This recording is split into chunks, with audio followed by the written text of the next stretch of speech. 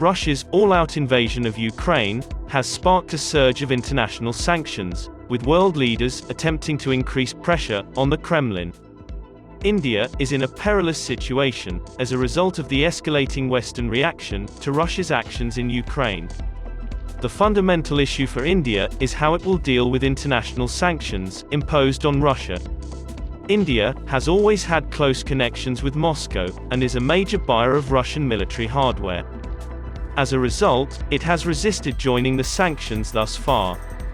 India had also abstained in a UN Security Council vote on a resolution condemning Russia's aggression against Ukraine, which the group of nations deplores in the harshest terms.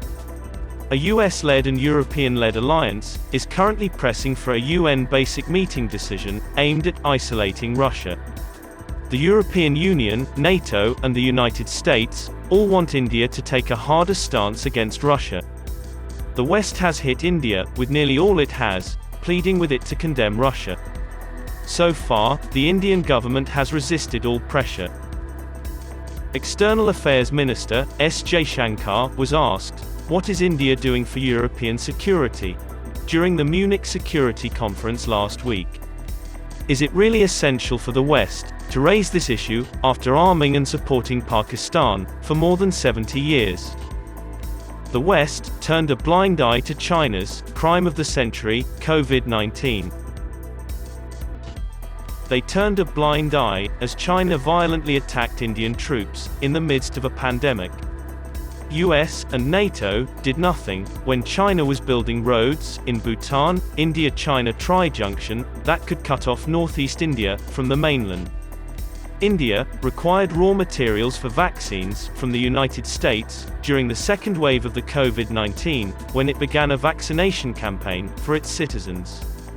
Joe Biden had signed legislation prohibiting the export of vaccine raw materials to any country. The US left a massive cache of lethal weapons, including attack helicopters and transporters, only for the Taliban to seize them almost immediately. Terrorists in Kashmir have already gotten their hands on US-made weaponry and equipment acquired by the Taliban. And now they inquire as to what India is doing to ensure their safety. India will benefit nothing from a Russian humiliation or loss, both of which are plausible outcomes, if Putin makes a mistake. If this occurs, only China and NATO would gain, which is not a desirable outcome for India. Neither the European Union nor the United States have ever supported Indian interests, especially when it comes to providing diplomatic assistance to India in its fight against the Pakistan-China axis of evil. Only lectures on democracy and how to combat Islamophobia in India are given to the Indian people.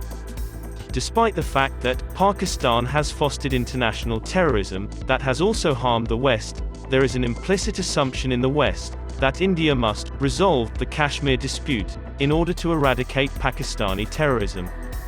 India is facing territorial incursion from China, and its forces are locked in a standoff with PLA along the border between the two countries in the Himalayas. However, Russia's military assault in Ukraine should not have been tolerated, but India's national interests and strategic autonomy prevent it from aligning with the United States and the rest of the Western world against Russia. Following the US departure, which paved the way for the Taliban to reclaim control in Afghanistan in August 2021, Biden has now failed to stop Putin's assault on Ukraine.